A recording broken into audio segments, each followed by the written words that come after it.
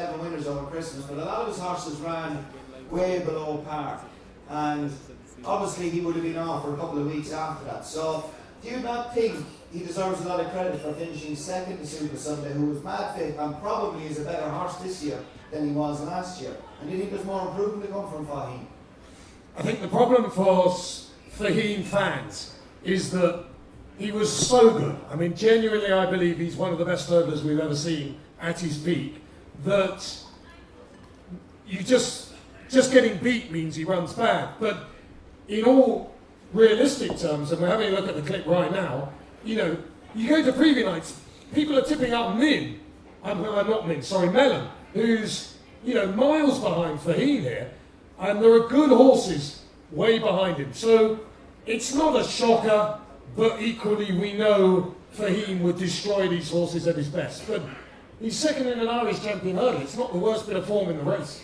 Could you say he blew up? Joseph, would you think he might have blown up after being on the easy list? He must have been on the easy list for argument's sake 2 weeks. I know he was mad fit going to Leopardstown at Christmas time.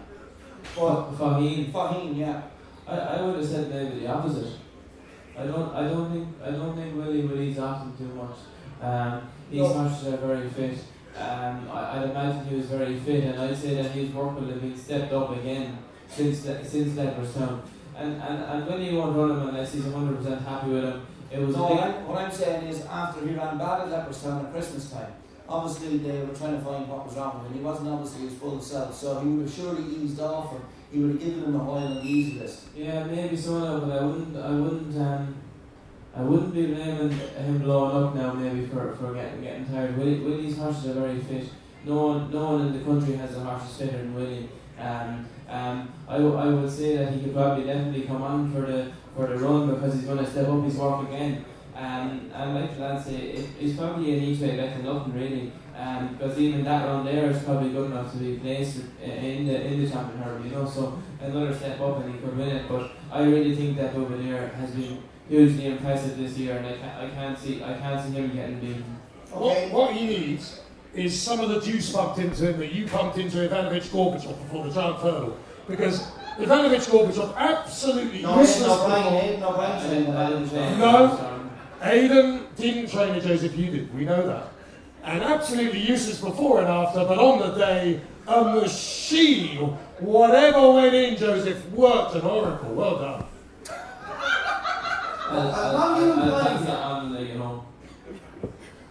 I'm just saying that it was useless before and after, but brilliant on the day. Fair play. What's he put in there, Michael? Do you juice them up? Well, I can't comment for the moment.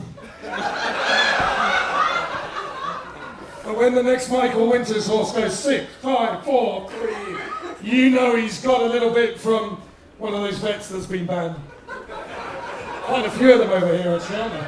Crikey. No. Please. Brian, champion hurdle. I'm in agreement with. Hello, Brian, welcome. Thanks, Matt. If I'd known I was going to be sitting next to you, I'd have put on the factor 50 because the radiation of that. But back to more important matters. To be honest, you should have gone to the gym at least. We need to add a bit of weight to the panel. Well, there's no doubt about that. I'm ever so worried this is going to be like one of those things that measure so that we're going to go halfway through this is going to be like the taste. Remember that out there for that drink I think he's gone off the market now. What's it called? Tango. Tango. Yeah. Did you like that? No? It was in the 70s, Kev. Okay, come on. As racing manager to Rich Ritchie, Matt, you might be able to answer me a question. When Faheen ran in Leopardstown, I had on reasonable authority that the vet said afterwards when he was examined he had a very elevated heart rate. Can you confirm or deny that? I have absolutely no idea what his heart was like at all. No, that apparently... My heart was elevated, I can tell him that much. You don't have a heart, man. But he would obviously have been suffering badly from some infection to have an elevated heart rate. Whether it has done any lasting damage to him, whether he's the horse he was, I just wouldn't like to be backing the horse. So hold on, footpad broke a blood vessel. Faheen had an elevated heart rate, and yet we can't actually get anyone to say any of that, can we? It's all guessing, is it? Who told you that? I just but have a reasonably good authority. Yeah. A friend of a friend of a friend. I thought you'd know as the racing manager, Matt, but obviously you're not told everything. I would like to be back in the horse in the Champions that hasn't been. If we took a Viagra, you would have a half rate. How do you know that? How do you know that? I know it. I'd have laughed if I know what the fuck you said. My captain's fine now. Nick Winters on Viagra. We're getting some breaking news in this evening. I don't know what you're laughing about, the amount of children you produced. Anyway, right, where are we? Faheen and Buvada. I think we'll just move on from the champion hurdle. I'll tell you what, normally the all racing or the bookmaking reps or the bookmakers are quite boring, but I'll tell you one thing, I go to Joey, should we bring Brian to the rest of our Cheltenham? Yeah, definitely. Yeah. Well done, Brian. Okay, let's move on. It's going to be an expensive food bill. Sure is. Right, Matt, the mayor's hurdle. The mayor's hurdle. You know what, I genuinely really haven't got an opinion on this race. Every panel you go to just says the favourite will win. And I kind of think that's probably because most of the members of the panels don't have an opinion on it either. I'm really not an expert on the mayor's hurdle. We're talking about the novices mares. Not the mayor's hurdle. Apples Jade. Sorry, Apples Jade will just win it. It's a waste of time. Shouldn't be at the festival. Shouldn't be run at the meeting. Why not? Because it just ruins it. It produced one of the races at the festival last I year. couldn't care less. There are sellings and claimers every day of the week that produce good races, Kev. It just shouldn't be there. Apples Jade should be in the champion hurdle or just put a cap on it. 0 to 150 you can run in the mayor's hurdle. Then you force the really good horses to run in the races that matter. Okay, good point. What do you think of the mayor's hurdle, Joseph? You'd love to have a favour for a mayor's hurdle. You'd love to win a mayor's hurdle, wouldn't you? Yeah, no, I think it's a great race, and I'm a big fan of the mayor's programs. I think it's great for breeders, and I suppose it's like on the flat you have the 1,000 guineas and the Oaks and all them races, and I think it's resulted in an awful lot more mares going into training, and the more horses that are in training, the better for everyone. So But Joseph, this is the mayor's hurdle. It's like having the 3,000 guineas the next day for all horses that couldn't get in the 1,000 and 2,000. It's not the 1,000. The 1,000 guineas is the champion hurdle. The 2,000 guineas is the stairs hurdle. This is a nonsense event for people like you to earn some freebies with a good horse. I think it's a very good race. Apple Jade, Boom Bank. I thought it produced a great finish last year. I think it was a huge asset to the meeting. So I think we'll agree to disagree. We've plenty of mares breeders here, right? Plenty of breeders. Who thinks the mayor's hurdle is a great idea? All of them. All of them, because it's the easiest cash you might ever make at We've only got 6 or 7 hands to come up. We'll do that again. Who thinks the mayor's hurdle is a good idea? A few more. Okay. Who thinks it's a bad idea? Okay, let's look at it. Let's look at it. Oh my God, it's Mick Winters' brother.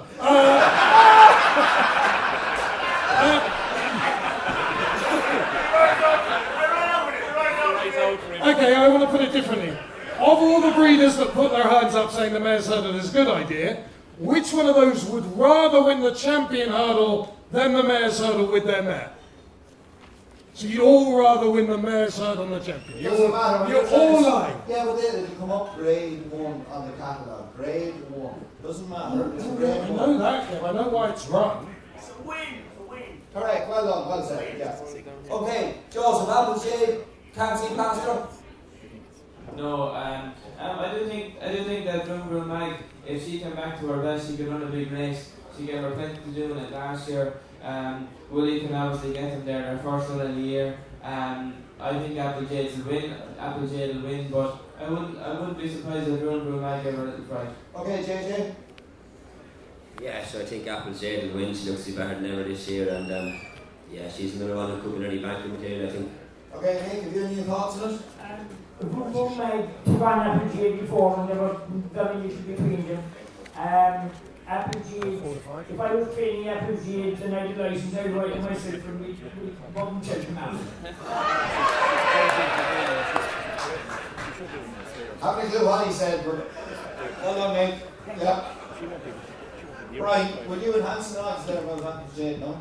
Not one I particularly like to give enhanced odds, but we go a bit So we know 4 to bookies 6. don't like 4 to 6. enhancing odds, but you're... For once, I'm actually in agreement with Matt in that I do think she should be winning in one of the championship races.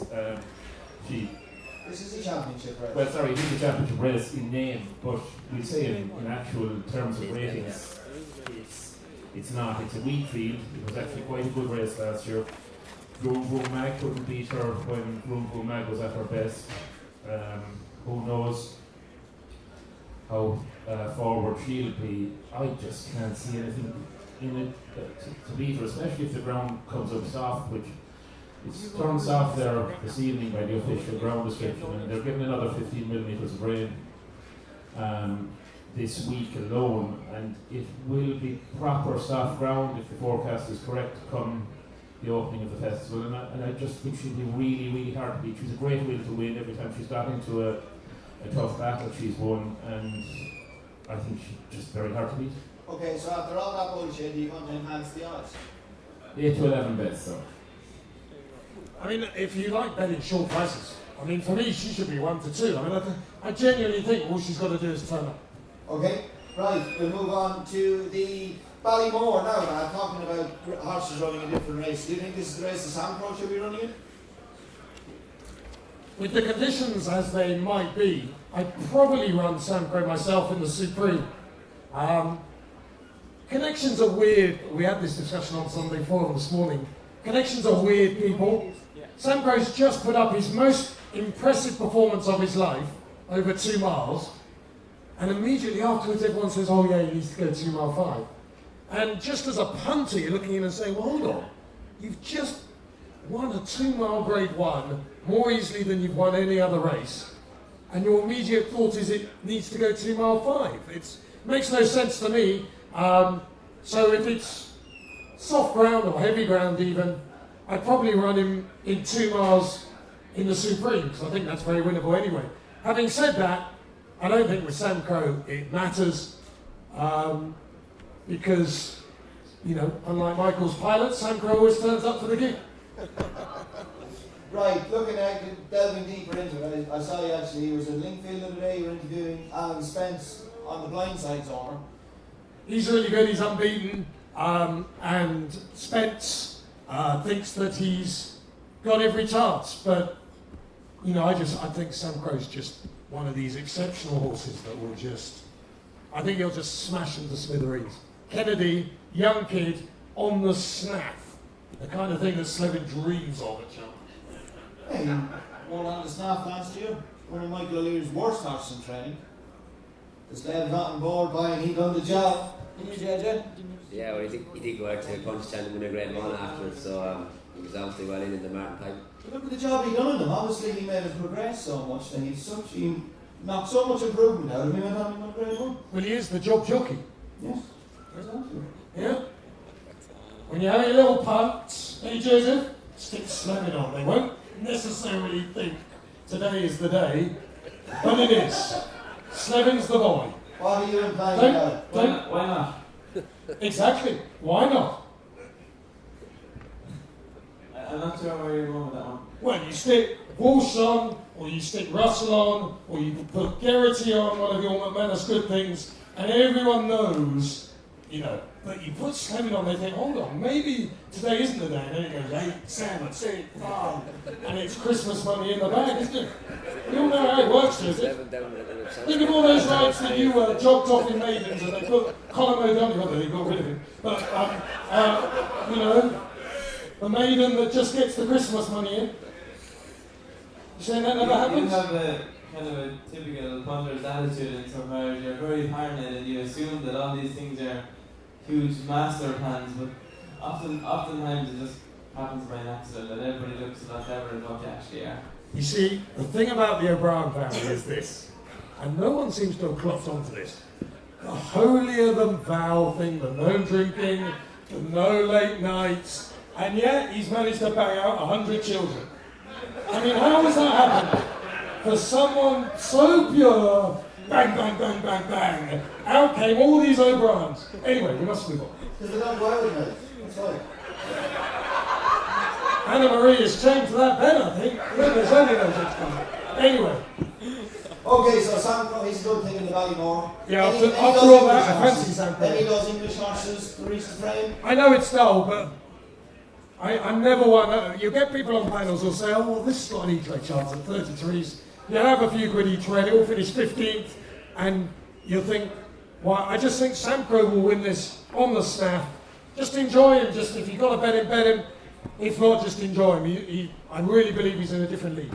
Yeah, okay, JJ's 11, is there anything there at a bigger price? Any of the Irish horses, any of the English horses that you think is worth a few quid each way? I don't think so, Kevin. I think this race just to enjoy Sam Crow. Look, to be honest with you, I thought they would have been from Champion Hurling. I thought the media would have got behind them and pushed them into going for Champion Hurling. I thought the O'Learys would have stood up and maybe went for that race with him, but look at just enjoy him in the Ballymore. I think he's one, just an airman, isn't he? Simple as that. I mean, the one thing, JJ, you cannot do with Michael O'Leary is tell him anything. You want 5,000 large? With him? Which horse? Sam Crow? You've had it. Come over here, Bruce, come over here, Bruce, come over here, Bruce. No, I'd say when it's coming out to I'd say, no, the happy there. I'd say don't drive home tonight anyway. Whoa! Right, go on, tell us what you're going to say. 5,000 miles, no France. I think I saw a Snapchat of this man in here at 10 o'clock this morning. 5,000 large, that's 4,600 more than you earn a month, Joseph. So you want to have 5 grand on Sam Crow? I buy the horse then. You bought Sam Crow. Mickey, you have it up. Yeah, you have it. Okay, I think we can, sorry, Nick. Is that the most you have? I'll find your horse. If you fucking shit, but they'll find you one. Mickey, I give you 2,000 more, right? Yeah, you're on a way. And JJ Sterling will ride it. I never knew there was a Ferrari in this place. Well, you can sort that out yourself. Nick Winters got him before Joseph now. He's still off and out, Joseph. Just look at O'Brien, he's just sat there going, please don't come to me. Please don't come to me. Right, come on, thanks for going up. Mind yourself getting down there.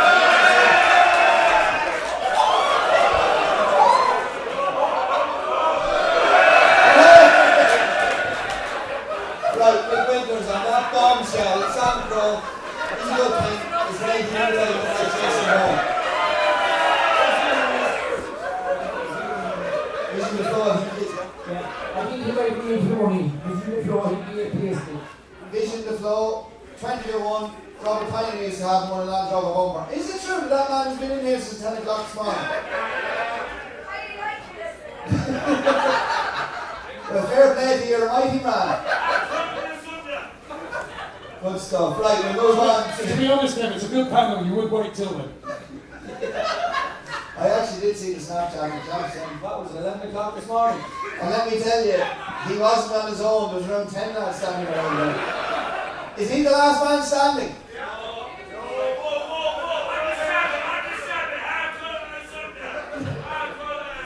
You know you should have been at Mass, lads.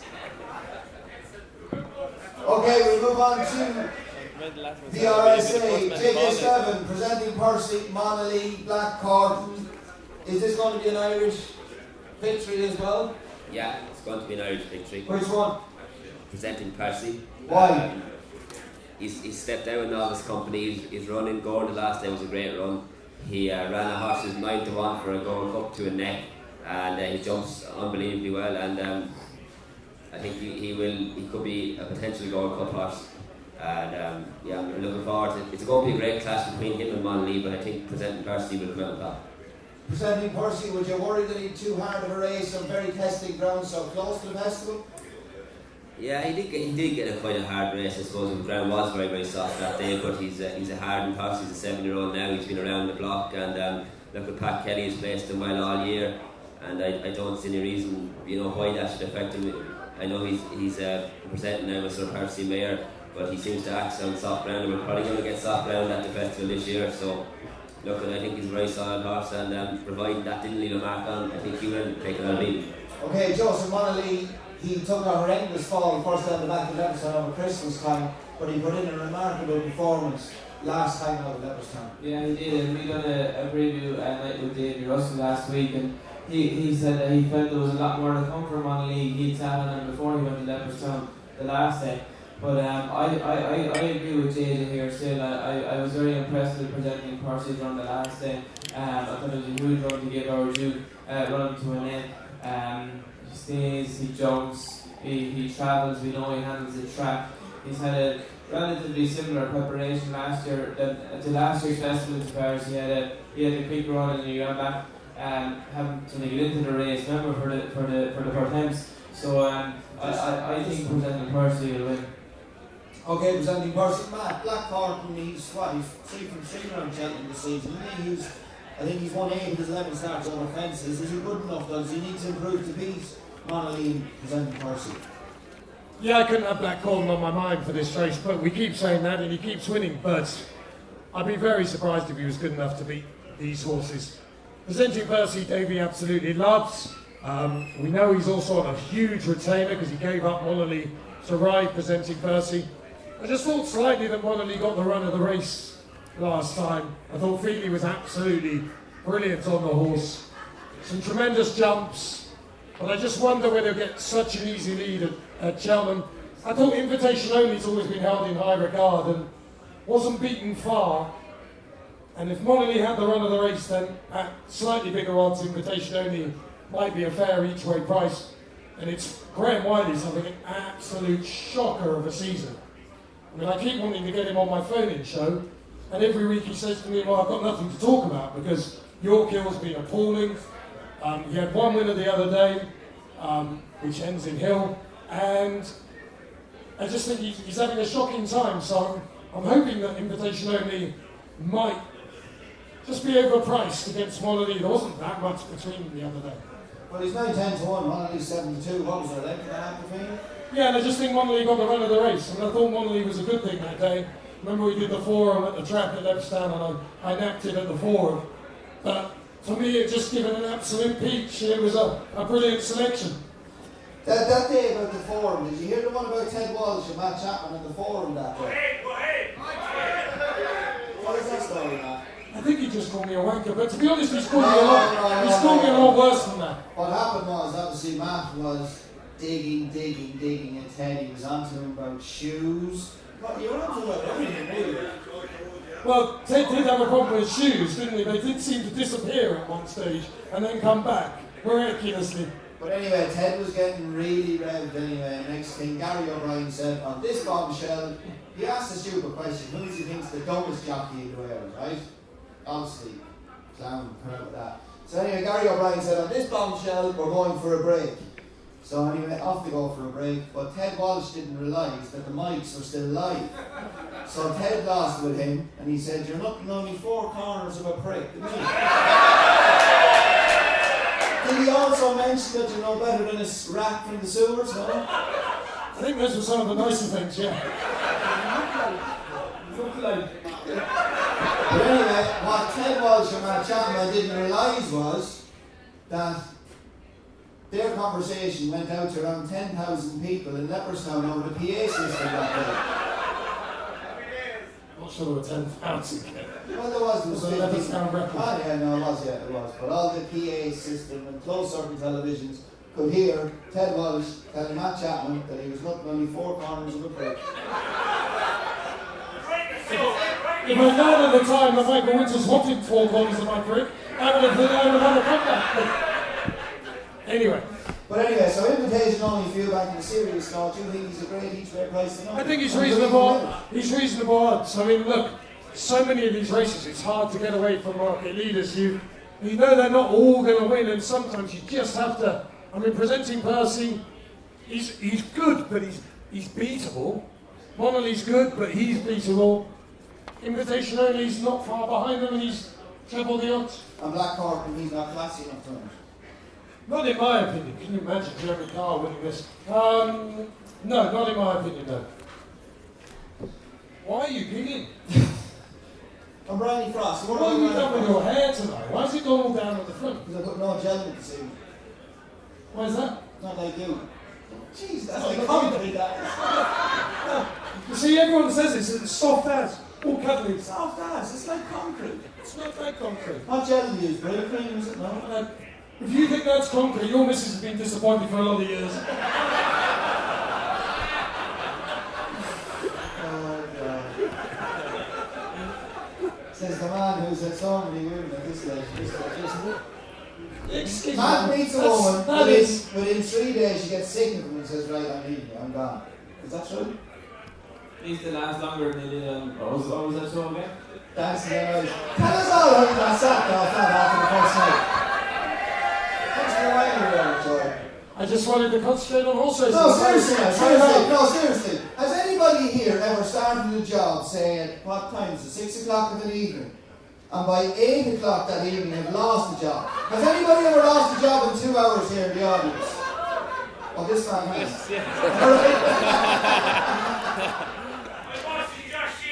Alright, right.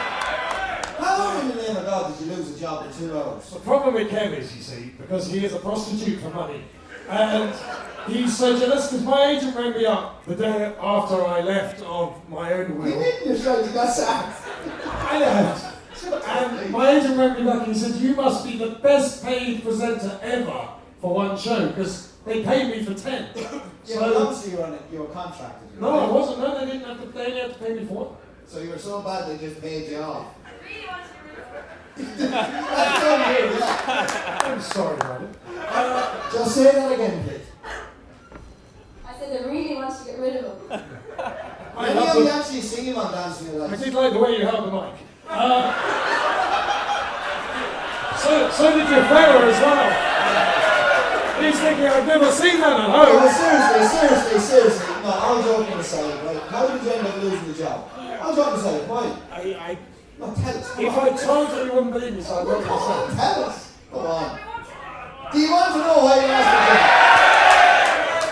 I literally cannot say. I can't. the job? No, come on, tell us. Because I browed me straight on his Snapchat.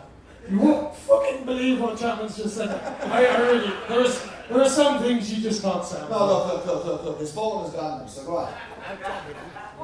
Come on, tell us. Just can't say. Come on. I can't say. He's not going to go any further. I genuinely can't say because I really don't know. Can I guess? You know the Big Brother show was it whatever we call him, the game fella. He began Big Brother in the island or whatever. I have no idea what Michael said, but yes. That was the reason. Well, you probably were heading in the same direction as him. Yes.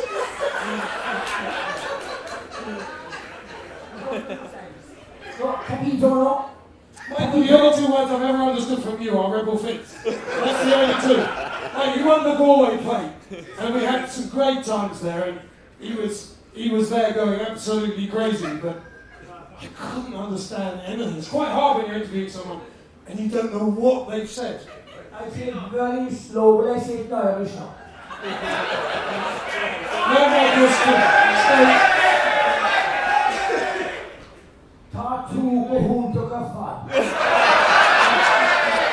Why didn't you say, yeah, that's it? Network in Big Brother, he found it going very tough, and they thought you were heading in the same direction, and they had simply fired. Michael's right, it was the going. Right, shall we move on? We'll chance that one again afterwards. Right, mate, what do you think of the RSA?